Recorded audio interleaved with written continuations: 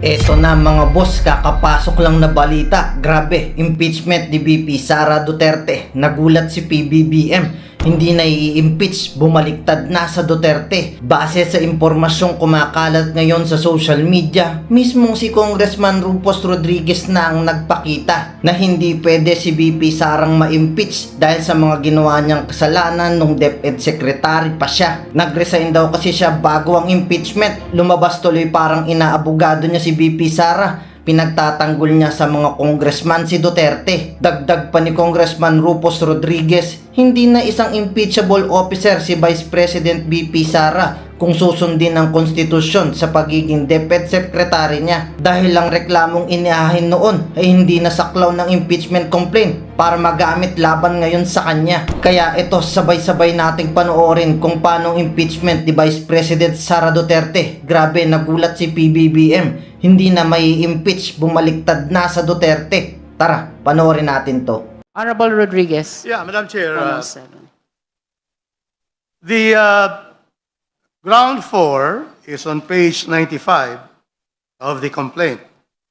And We are on the fifth ground. fifth ground is page 95 that the Vice President committed culpable violation of the Constitution, betrayed the public trust in amassing unexplained wealth and failing to disclose all their properties.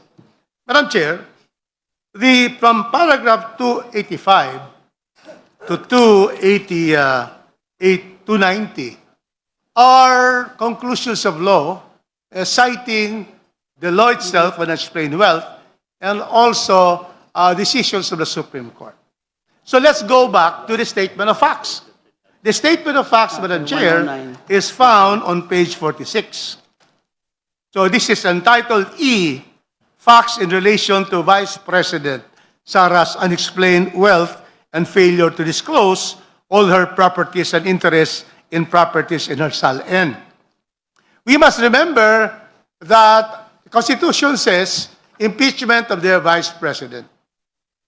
And the Supreme Court ruled in Duterte versus House that those acts complained of for impeachment purposes should be acts committed at the time that he's holding that impeachable office. So therefore, paragraph 107, VP Sara served as Vice Mayor of Davao City between 2007 2010, then served as Mayor 2010 to 2022. Clearly, this is not within the vice presidency of Sara Duterte. So, this allegation does not give substance to an offense committed by the vice president. 108 is a listing of SALNs, which are from 2007, 2017. The vice president started to discharge her functions as Vice President in 2022. So clearly, 108 does not give substance to the offense charge. And lastly, there are only 3 paragraphs here in the statement of facts. Nothing, no recital of facts in the grounds under page 95 to 96. So here, number 109. More, between 2006 and 2015, VP Sara had at least 111 million deposited in different banks in Davao City and Metro Manila. Again, nothing here pertains to the office of the Vice President, the acts of the Vice President of enriching herself as Vice President. Clearly, we cannot go to the future and say that in the future we can have, if there's a hearing, that they're going to fish for more evidence. Because we are deciding based on the recital of facts in the complaint. And it will never be taken up because they are not in the complaint. And the Vice President will be asked to answer those that are her own actuations and acts as Vice President. So clearly, Madam Chair, clearly, the ground for number 5 is totally devoid of any substance against the Vice President because all the acts stated, which is 107 to 109, pertains when she was vice mayor and mayor. So this has to fail, Madam Chair. Thank you. For the guidance of the members, the chair wishes to manifest that the fifth ground of the third impeachment complaint actually speaks of two specific acts. One is amassing unexplained wealth, and the other is the failure to disclose in the SALN. So, in relation to the Supreme Court decision, there might be an issue with respect to the first act, but if the failure to disclose in the SALN continues even to the time that she is already the vice president, I think this will make a difference. The Honorable Suntay. Thank you very much, Madam Chair. SALN violations require identification of specific undisclosed assets. The complaint does not identify any particular property or financial account which was omitted from the declaration. Without identifying the undisclosed assets, the allegation cannot establish falsity. We cannot also jump into a conclusion that what she owns is unexplained wealth without showing any proof. And as correctly pointed out by my two distinguished colleagues, the Vice Chairperson of this committee, Congressman Flores, and my esteemed former Dean of the College of San Sebastian Law School, Congressman Rufus Rodriguez, actions to impeach the Vice President, it should be actions which is attributable to her during her term as Vice President. The non-declaration in her SALN in 2006 to 2015 clearly shows that these are SALNs when she was neither nor the Vice President, the sitting Vice President. Now, as also pointed out by our good colleague, Congresswoman Laila De Lima, wala pa silang proof. Papasupina pa lang. At the very most, this is a fishing expedition kung maghahanap pa lang tayo ng proof. Kung ang gagawin natin basihan, yung statements ni former Senator Sonny Trillanes, then it is chismis and at very best, hearsay. Because it was already happened before. So, clearly, on this ground, there is clearly no basis, Madam Chair. Thank you very much.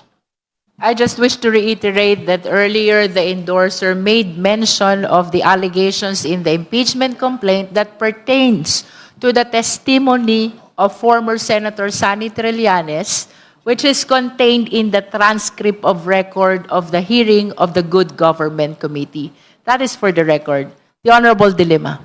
Yes, Madam Chair, we confirm that there is a reference to the former Senator Trillanes in the footnote under the allegation, factual allegation, under paragraph 108. Just for the record, Honorable De Lima, so is it correct to say that you are considering the transcript as evidence in support of the fifth ground? Transcripts, because there was such a testimony. So it's not accurate to say that magkakaroon tayo ng fishing expedition because it was already mentioned in a previous testimony. And all we have to do is prove now, further prove it. Doon nga po sasabi kong ipapasubmit po namin in due time, SALN's bank accounts, and also from AMLAC, information from AMLAC, and that would be within the province of this committee to so issue such subpoena. So continuing nga po, tama po si Madam Chair kanina, yung the aspect ng non-declaration in the SALN. As Vice President, pwede pong i-connect din yan all these years na hindi siya nagdi-disclose ng mga wealth na grossly disproportionate to her lawful income and other sources of income. So yun po ang balak ng complainants. So we cannot really strictly limit this, yung allegations, we cannot strictly limit this to her incumbency as mayor and vice mayor. Doon nagsimula hanggang ngayon, hindi pa rin yan mga dinidisclose sa SALN. Thank you, Madam Chair.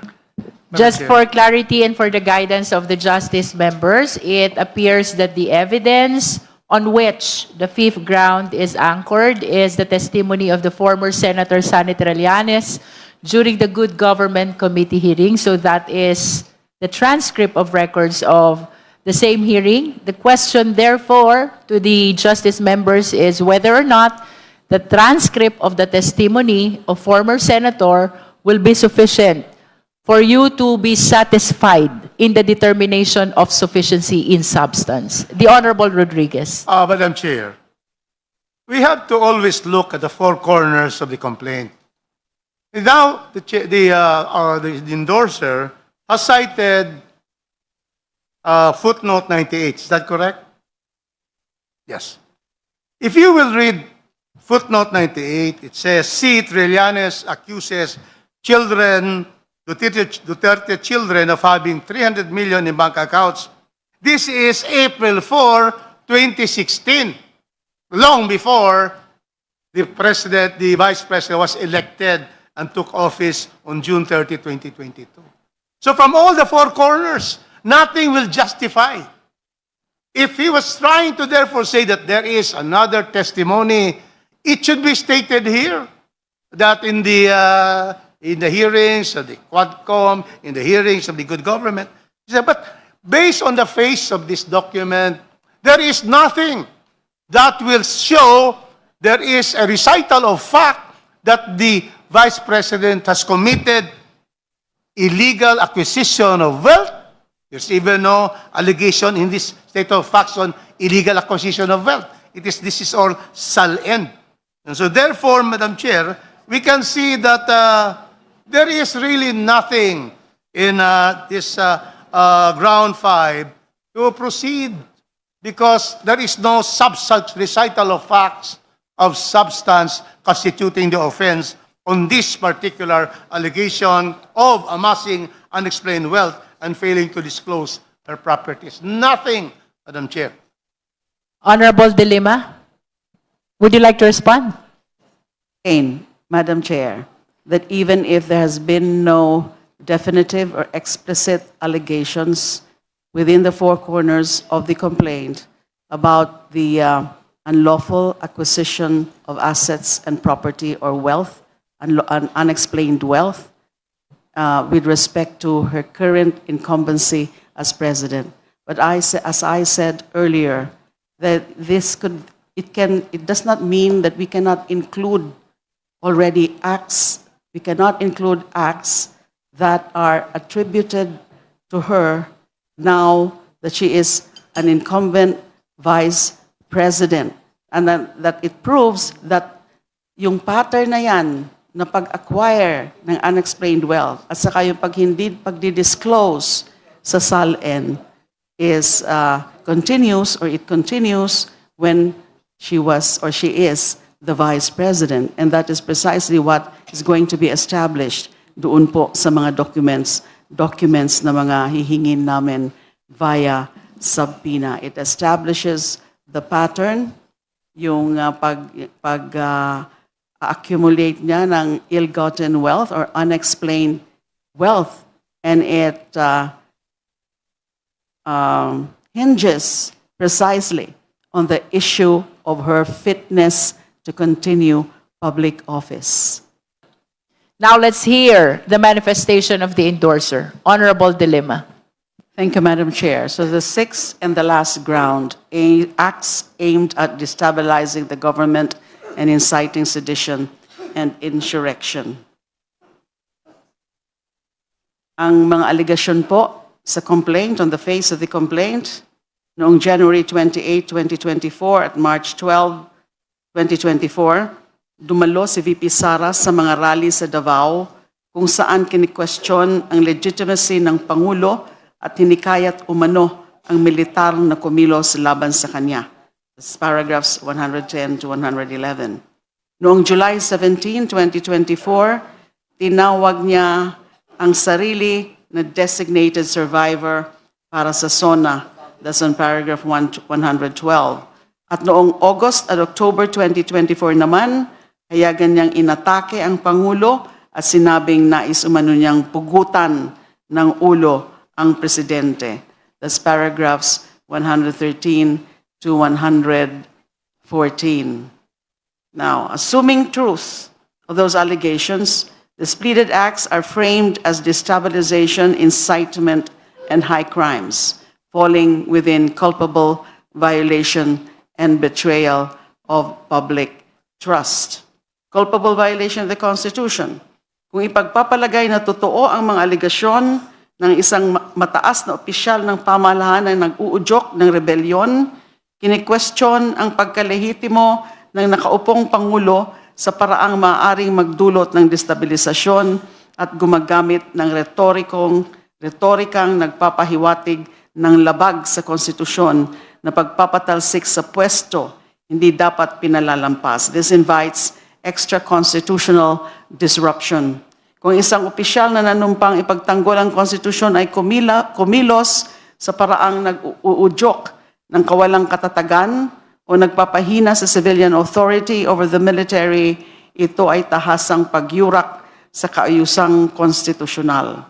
On betrayal of public trust, kung totoo ang respondent ay lumahok sa mga gawaing nanghihikayat na magsagawa ng rebelyon ng militar o hayagang naghahasik ng pagdududa sa lehitimong kapangyarihang konstitusyonal para magdulot ng destabilisasyon, ang ganitong gawain ay nagpapahina sa katatagan ng ating mga institusyon. Ang Vice Presidente o sino mang mataas na opisyal ay hindi karaniwang opisyal. Ang kanyang mga salita at kilos ay may bigat at impluensya. Kung ipagpapalagay na totoo ang aligasyon na nanghihikayat pa siya ng destabilisasyon o kaguluhan, hindi na siya dapat pagkatiwalaan pa ng bayan. So that's the meat of the allegations in the complaint in relation to the ground 6. Thank Any you, member Madam who Chair. has comment on Wait lang mga boss, kung nakaabot na kayo sa part ng video na to, baka gusto nyo munang mag-subscribe sa bago nating YouTube channel. Doon na kasi tayo mag-upload ng mga reaction videos. Nakapin sa comment section ang link. I-click nyo lang para makapag-subscribe. Pag nakapag-subscribe na kayo, i-comment nyo lang ang location nyo para ma-shoutout ko kayo pag nag-upload na tayo doon ng video. Tara, tuloy na natin to. statements of the endorser? Yes. Congressman Rodriguez? The allegation on paragraph on ground 6 is found in page 97, 98, and 99. Yes, of the complaint. In the grounds, it's stated here, 291, the Vice President desired destabilization. Again, she joined the hakbang na maisog prayer that encouraged the military rebellious action aimed at unseating President Marcos Jr. This is not complete because the statement of facts shows who are the persons who did this allegedly destabilization. So let's go to page 46. I'd like you to flash the statement of the Honorable De Lima, yung grounds, so that we can see that may disparity sa sinabi niya doon at saka itong 106. Can you flash again the first bullet? COMSEC? Yeah. Okay. Here, the first one. So this, okay, very clear. On January 20th, VP Sara joined the hakbang na may isog prayer in Davao City, where former president, so here there is no former president in the grounds. Clearly, the one, proposing and encouraging the military to take rebellious action against President Marcos was former President Rodrigo Duterte, not Vice President Sara. So very clear. In their own allegations, page 110, former President Rodrigo Duterte encouraged the military to rebellious action. There is no allegation here that the Vice President took the microphone and said, let us therefore take rebellious action against the president. So therefore, there is no basis for this to hold the vice president accountable. Next, on March 12, 2024, she again appeared at a rally where statements were made questioning the legitimacy of the president. Now, where is Sara Duterte here? There is no statement here because here I have the page 1111 paragraph on March 12 exactly. During the rally, malicious statements were made to impugn the legitimacy. Where is Sara Duterte here impugning the legitimacy of the president? None, because she did not speak there. You see? So the second allegation has no basis. Okay. Third, designated survivor. We're going to a movie here of a film. We're using here the film to be a part of impeachment, the designated survivor. So therefore, there's no basis. Designated survivor. It can just be stated, as a matter of, that movie of designated survivor. So nothing really there that will destabilize. It does not say, let us remove the president. Nothing. Okay, then let's go to the third one. Here. The vice 113. Can we go to the next one after designated survivor? The attacking and apologize. Let us go to what is stated here. On August 25, 2024, is that the one there? What is stated here is the vice president started publicly attacking the president. There is no quotation that she attacked the president. And then, period. This is the allegation in the complaint. She said, according to 113, on August 25, 2024, the vice president started publicly attacking the president. What was said to attack the president? Nothing here because she did not say anything attacking the president. Here, the next sentence, she even apologized to members of the King of Jesus Christ, Kibolos Church, for campaigning and running with Vice President Marcos. Well, that is her opinion.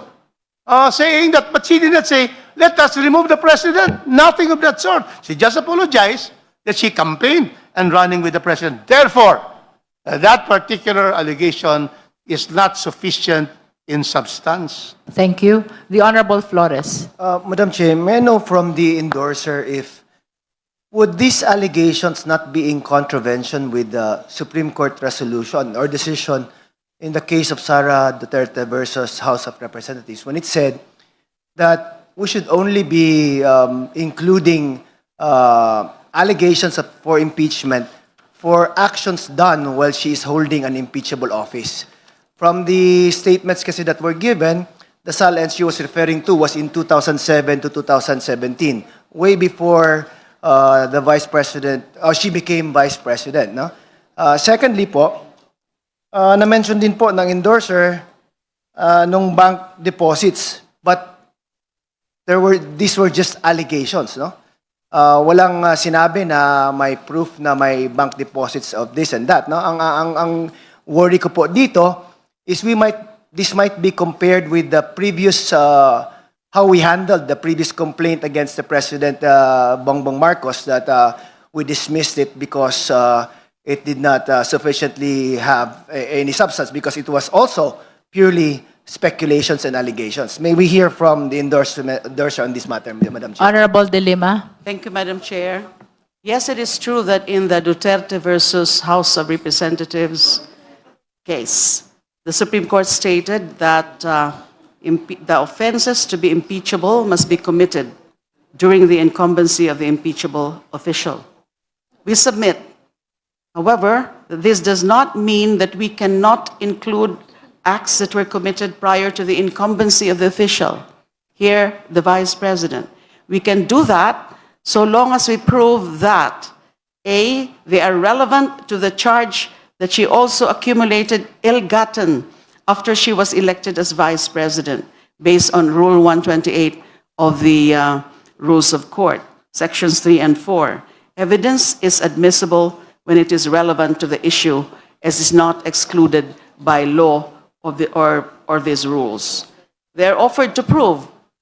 They will be offered to prove a system, scheme, habit, custom, or usage, and the like, based on Rule 128 of the Rules of Court, Section 35.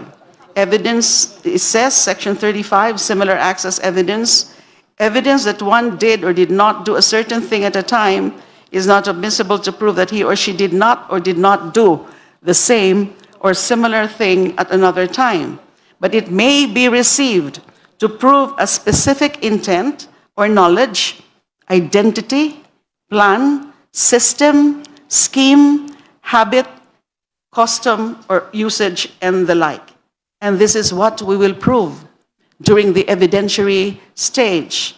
That the Vice President accumulated even more ill-gotten wealth after she was elected as Vice President, and that accumulating ill-gotten wealth is part of her system, scheme, habit, or custom as a public official. Also, presentation of the SALNs while she was still a mayor and vice mayor are relevant to show the contrast between her income and assets before and after she became vice president. And again, we're talking here about fitness of the respondent to continue holding office as a public official.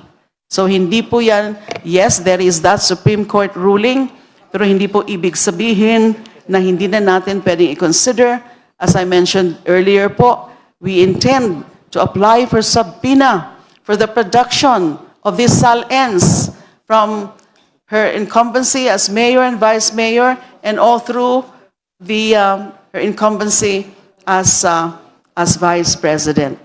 Mga bank accounts din, ganun din po. We will ask for subpoena also from AMLAC, from the Office of the Ombudsman.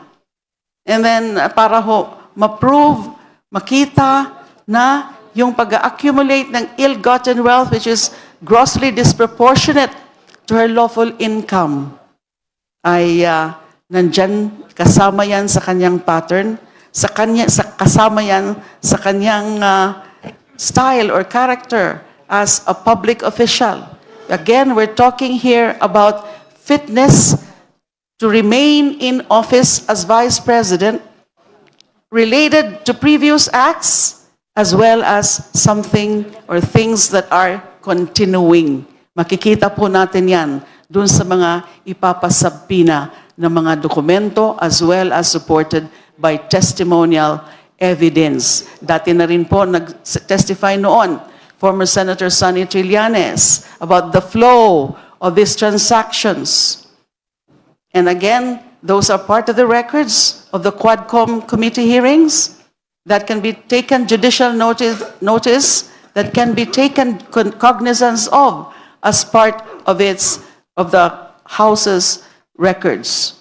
So ito po ang explanation kung bakit pwede pa kahit ang nakasaad lang, nakasabi lang ay tungkol doon sa accumulation of ill-gotten wealth not duly reflected or properly reflected in the SALNs nung siya ay mayor and vice mayor. Part of the issue of fitness of a public official. Madam Chair, Honorable De Lima, are you finished with your Yes, ma'am. Yes, Madam manifestation? Chair. The Honorable Flores. Madam Chair, siguro for us to show na may connection po, shouldn't there be like allegations also that the SALN that she submitted while she was Vice President can be linked to the siguro non-disclosures in the SALNs when she was Vice Mayor? Kasi you're saying that we should show pattern, scheme, or res inter rels acta ba yun na rule or something, na para may pakita natin na may pattern.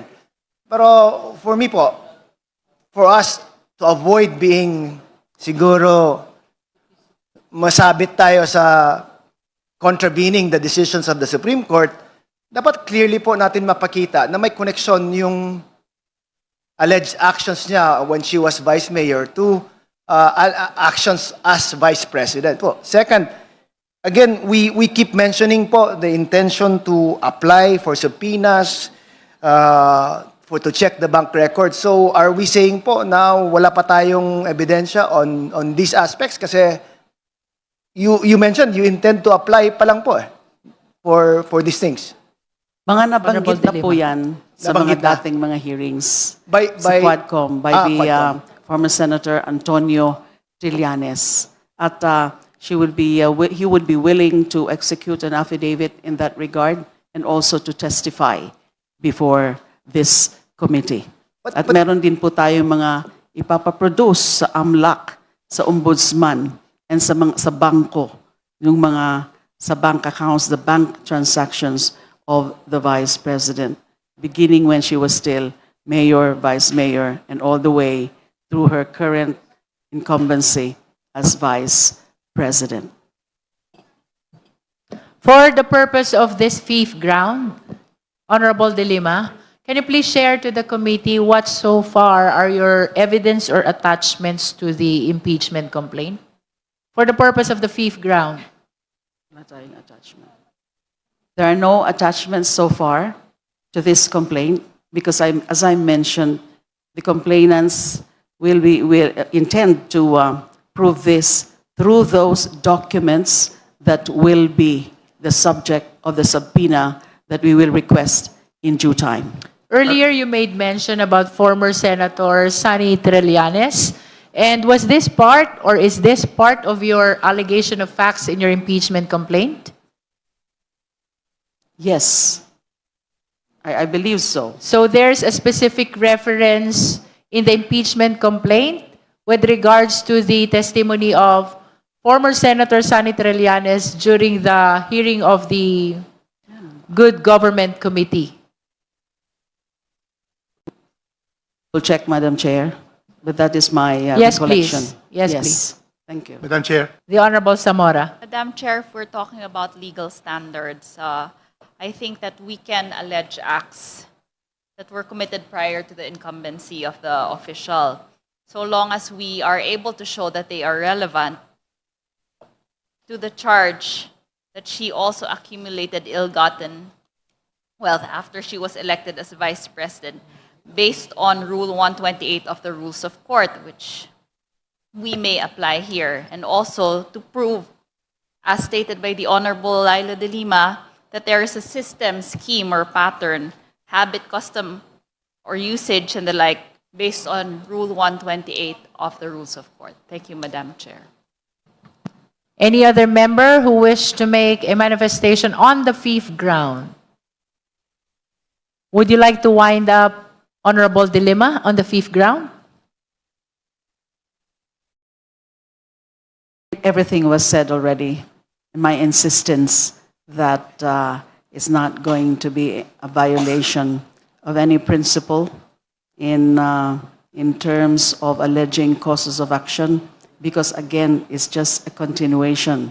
It's a show. It's a manifestation of the pattern of the official being impeached or being charged for impeachable offense. And this committee has broader discretion and authority to look into any related matter to the very offense that the respondent is being charged of. We have such broad authority to further inquire beyond those alleged acts committed during her incumbency during previous positions that are related again to the very issue of accountability and fitness to hold or continue holding public office. Thank you. Again, for the guidance of the justice members, in addition to the theory of accumulation and the intention of the complainant to establish the pattern, we would like to invite the attention of the members that the fifth ground was drafted to show two specific acts. One is amassing unexplained wealth, and the other is the failure to disclose in SALN. So that is for the guidance of the justice members only. We are concluding our deliberation on the fifth ground of the third impeachment complaint. Now we proceed to the last The sixth ground of the third impeachment complaint. Please allow the chair to read. Vice President Duterte committed culpable violation of the Constitution and betrayed the public trust in committing acts of political destabilization and the high crimes of sedition and insurrection. Ngayon, ikaw bilang Pilipino, ano ang masasabi mo at reaksyon sa balitang ito? Mag-iwan ka ng komento mo sa ibaba at atin pong babasahin isa-isa.